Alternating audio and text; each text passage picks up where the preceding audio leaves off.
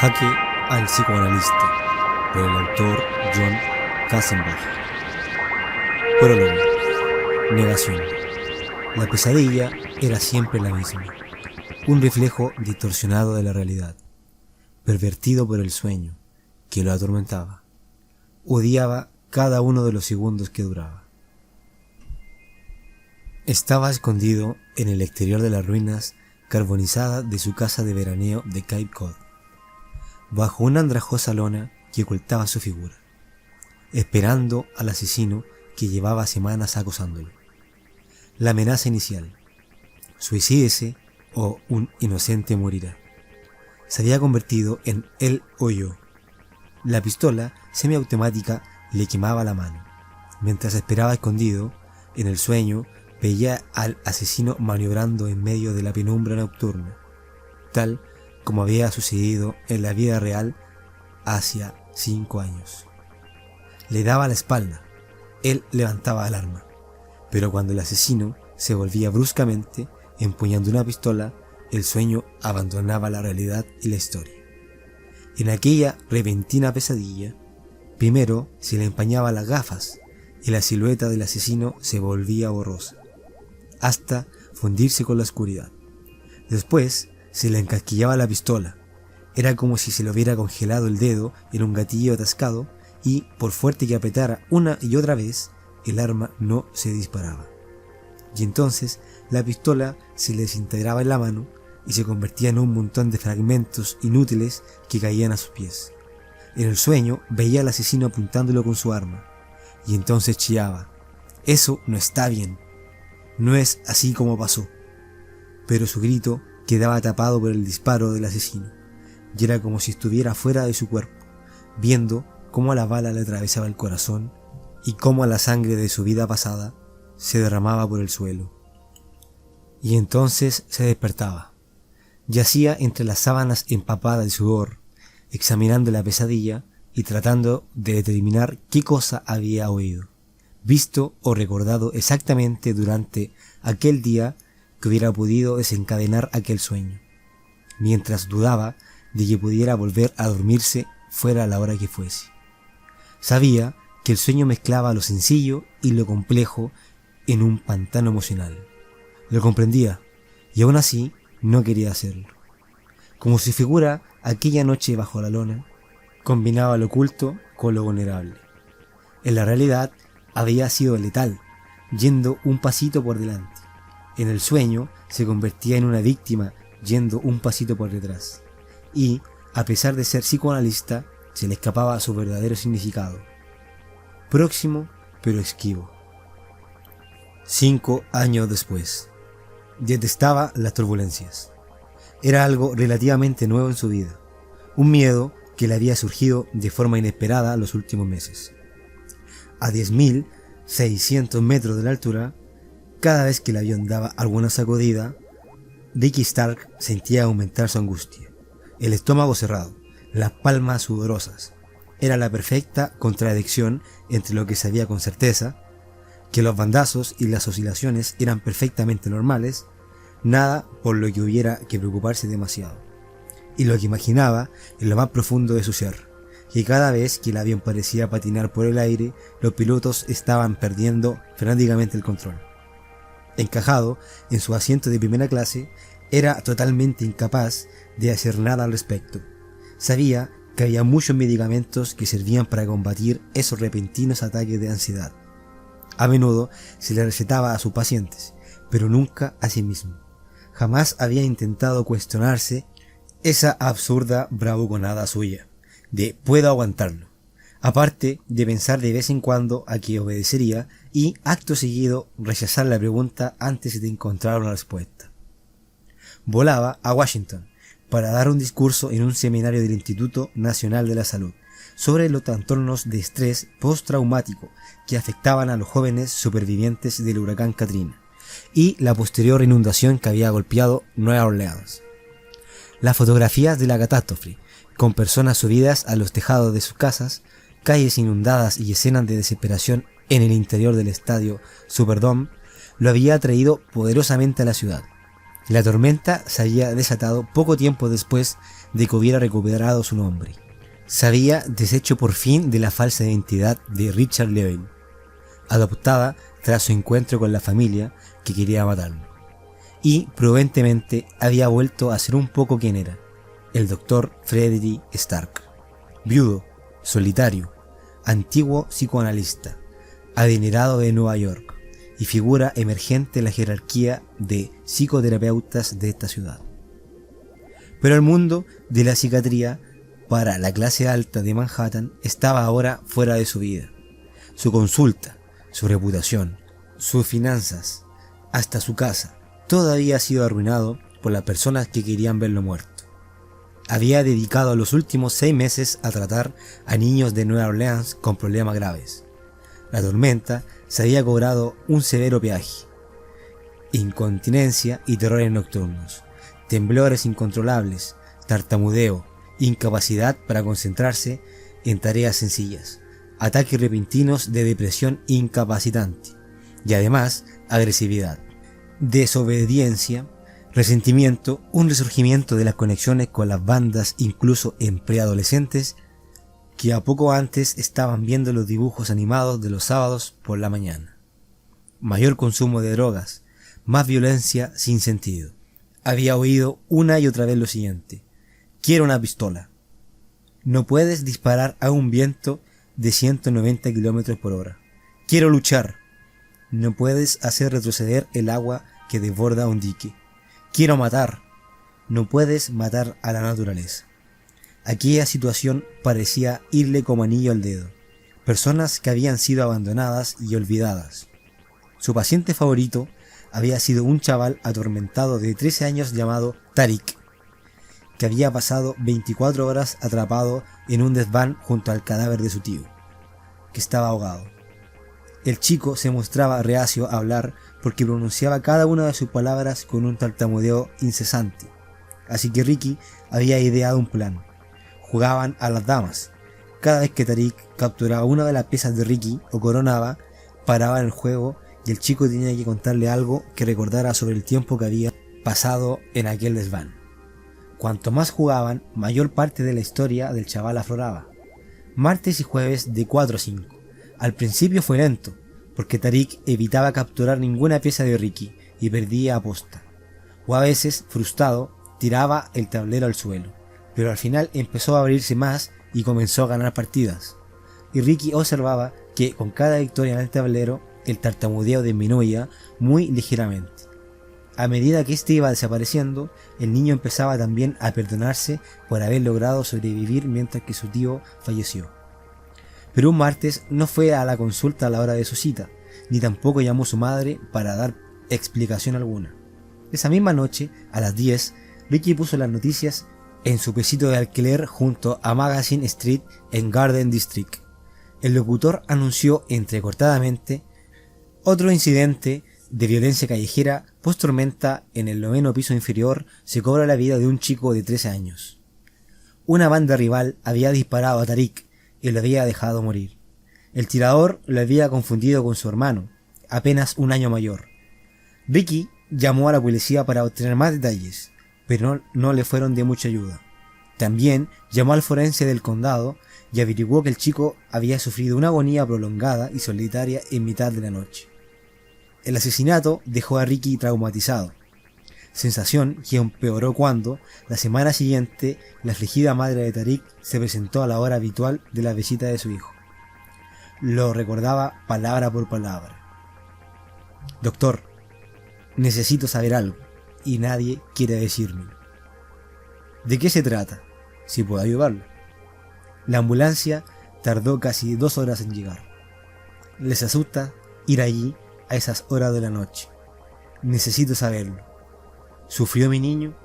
¿Sintió dolor antes de que Jesús se lo llevara entre sus brazos? Necesito saberlo. Tengo el corazón roto y necesito saberlo. Lo había mirado con una poderosa mezcla de paciencia y resignación, así que Ricky decidió mentirle. Creo que no. Señora Johnson, lo más probable es que Tariq estuviera inconsciente y en estado de shock, sin conciencia de lo que le rodeaba ni de lo que le estaba pasando.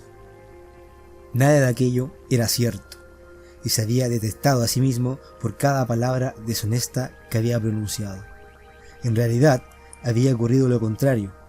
Había sido una muerte espantosa, con los ojos abiertos y consciente, desangrándose lentamente, ahogándose, incapaz de pedir auxilio y de arrastrarse en busca de ayuda.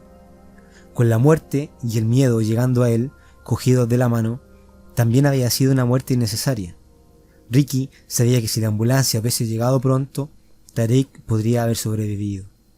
La señora Johnson había sacudido la cabeza enérgicamente, hacia atrás y hacia adelante. Está intentando que me sienta mejor, pero sus palabras no lo consiguen. Ricky había sido incapaz de contestarle nada, y esa era la respuesta que ella realmente temía. Pero, aunque ya habían empezado a resbalarle las lágrimas por las mejillas, la mujer se había levantado con la cabeza bien alta y le había estrechado la mano con firmeza. Quiero darle las gracias por todo lo que hizo por mi niño. Le encantaba venir, decía que eran los mejores días de la semana, y se había marchado sin decir nada más. No había ocupado la hora de Tariq en su agenda, no sabía muy bien por qué, ya que la lógica sugería que debía hacerlo, pero no lo había hecho. Y la semana siguiente, a la hora de su cita, el hermano mayor de Tariq se presentó en su consulta. Los primeros 10 minutos, el joven se sentó en el mismo asiento que primero su hermano, y después su madre habían ocupado. Se quedó inmóvil, sin mostrarse nervioso. Parecía una roca. Fue culpa mía que le dispararon, dijo finalmente. Fue culpa mía que le dispararon, dijo finalmente. Fue todo culpa mía, hasta el último ápice. Siempre será culpa mía. Miró cómo los ojos del hermano mayor se llenaban de lágrimas, y en aquel momento decidió irse de Nueva Orleans. Ricky lo había comprendido. Un huracán había lastimado a Tariq. Un segundo huracán había zarandeado a su madre, y al único hijo que le quedaba le pareció una máquina de movimiento perpetuo. Estaba pensando en esa madre, imaginando tanto a su hijo difunto como a aquel que seguía vivo, preguntándose qué sería de ellos cuando el avión dio una ligera sacudida y de inmediato se agarró a los apoyabrazos. Tariq era un pilar del discurso que iba a dar, el cual formaba parte del proceso de rehabilitación progresiva de su prestigio profesional. Tenía intención de conectar intelectualmente el trauma grave con planes de tratamiento funcional. «Damas», pensó, «el riesgo y la recompensa son lo mismo. Tienen que saltar cada pieza, lo que te lleva más cerca de la victoria. También puedes situarte al borde de la derrota. Un juego de anticipación, un juego de desgaste, un juego de supervivencia». Pero comprendí algo. Los planes no sirven de nada cuando doblan la esquina equivocada a una hora demasiado tardía de la noche en un mundo lleno de rabia. El avión cabeceó de nuevo, como si hubiera pillado un bache en una carretera. Casi en el mismo instante, el sonido de campanilla que usan los auxiliares de vuelo para comunicar algo de un extremo a otro del aparato sonó 3 veces consecutivas, seguido de un segundo trío de alarmas. Ricky alzó los ojos rápidamente y vio que una de las 3 auxiliares recorría a toda prisa el pasillo central con una mirada de preocupación en la cara. Menos de un minuto después se oyó un anuncio por el altavoz. ¿Hay algún médico a bordo? Ricky se levantó vacilante de su asiento, con la esperanza de que algún internista, traumatólogo o cardiólogo lo hiciera también. No vio a ninguno. Sujetándose primero con una mano y luego con la otra a los respaldos de los asientos, dado que el avión daba otra vez bandazos, se dirigió con dificultad hacia la parte posterior. Vio a una auxiliar de vuelo inclinada sobre una figura que yacía en el pasillo, y otras 2 que alargaban el cuello desde atrás de ella. Las personas de los asientos adyacentes estaban medio levantadas y miraban fijamente en la escena. En los rostros que vio se mezclaban la curiosidad con los tonos blandos de la conmoción. La auxiliar de vuelo se volvió hacia él. «¿Es usted?», empezó a decir. «Soy médico», afirmó Ricky. Pero no terminó. Sus ojos fueron directos a la figura que había en el suelo. Era un hombre inmenso, gigantesco, que fácilmente pesaría 130 kilos, con una caminata sport azul marino y unos pantalones cortos de camuflaje. le afeaban el semblante unas sombras rojas y blancas, ruborizadas y fantasmales a la vez. Se aferraba al pecho con los dedos rechonchos y retorcía la ropa. Tenía los ojos cerrados de dolor y su respiración era áspera y superficial. Un estremecimiento inmenso, como una sacudida sísmica, le recorrió el cuerpo y gimió con fuerza. ¿Llevan un desfibrilador a bordo?, preguntó Ricky. La auxiliar de vuelo negó con la cabeza. Ricky vaciló. De pronto fue consciente de que alguien se le había acercado por detrás. Se volvió y vio a una joven imponente, pelirroja y esbelta, que debía de tener unos 25 años. «Solo estoy en segundo de medicina», dijo la joven, «pero soy técnica de emergencias sanitarias.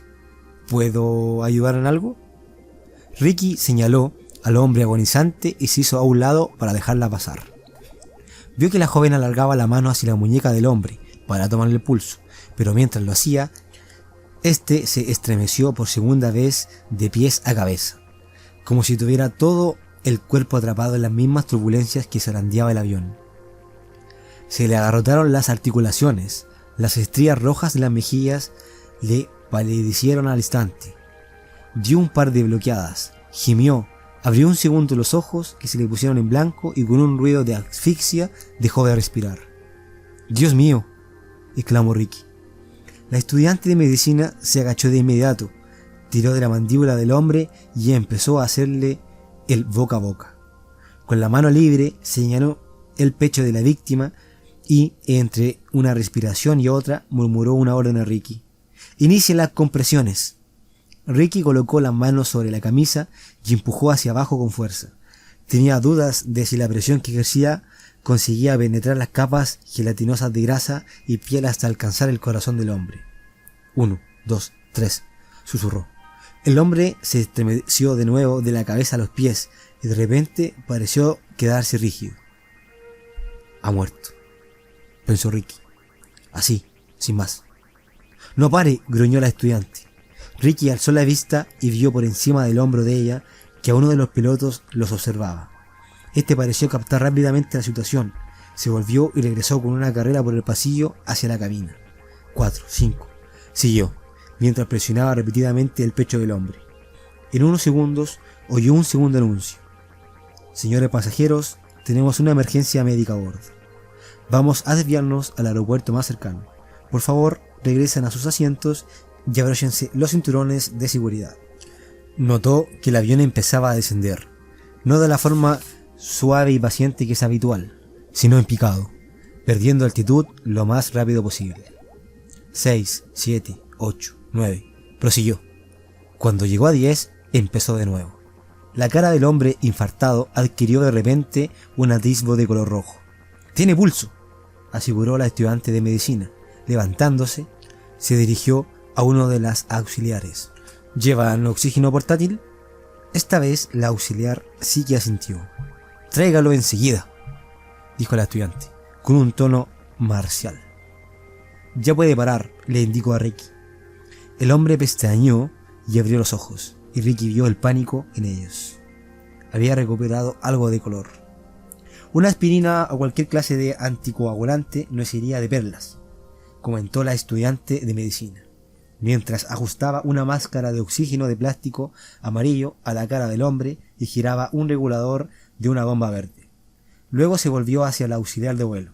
«Dígale al piloto que nos consiga una ambulancia lo antes posible», añadió. Era joven, pero no le costaba nada dar órdenes de manera enérgica.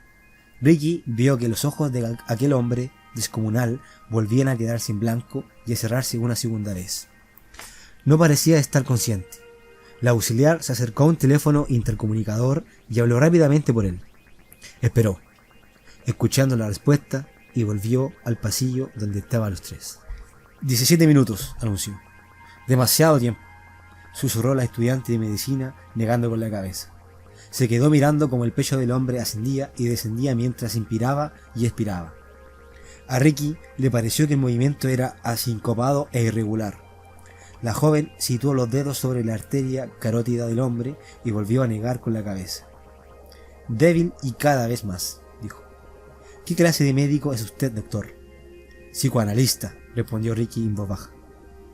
Esta no es exactamente su clase de emergencia, comentó la joven con una media sonrisa. No, coincidió Ricky. Alucinaciones, psicosis, crisis nerviosas, intentos de suicidio, esas son mis emergencias. Pero le ha salvado la vida. La estudiante de medicina miró al hombre que estaba en el suelo. Creo que no, susurró bajito. Permanecieron allí, inclinados sobre el hombre, mientras el avión surcaba la noche tras las ventanillas. Cada minuto parecía corto y largo a la vez, como si el paso regular del tiempo se hubiera visto alterado. La respiración del hombre era áspera y sibilante. Parecía estar descendiendo con la misma rapidez que el avión. Ricky notó que el tren de aterrizaje bajaba. «Tienen que tomar asiento», indicó el auxiliar de vuelo. «Estamos aterrizando». «No», respondió la estudiante de medicina negando con la cabeza, mientras se aferraba al apoyabrazos más cercano con una mano. Con la otra consiguió sujetando la muñeca de la víctima como si quisiera reconfortarla. Ricky simplemente se sujetó. El personal de la ambulancia estaba aguardando en la puerta para recorrer a la carrera el pasillo central del avión.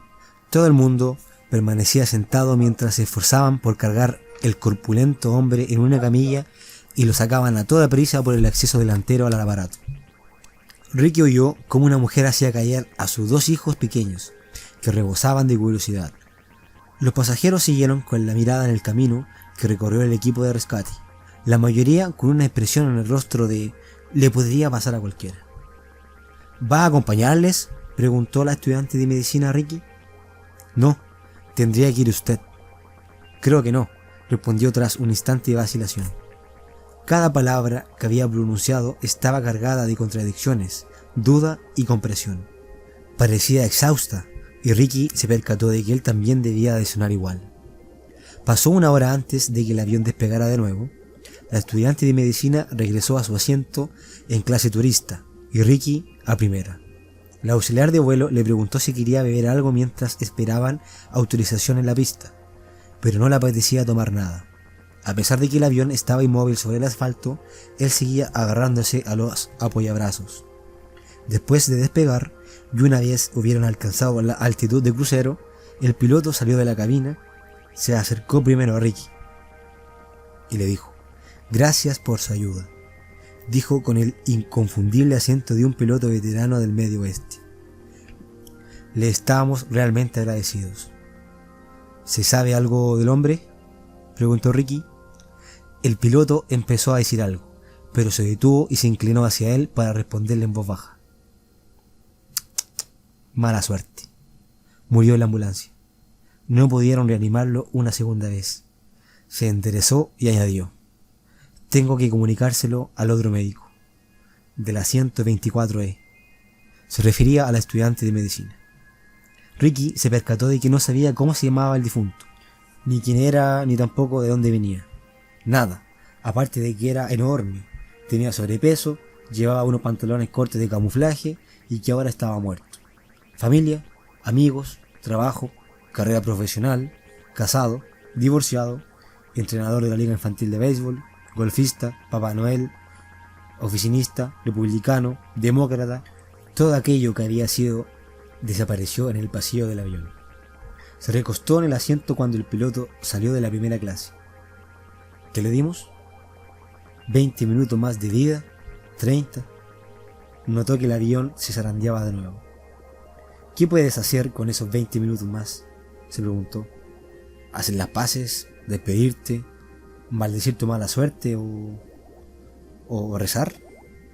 ¿Arrepentirte de todos tus errores y pecados?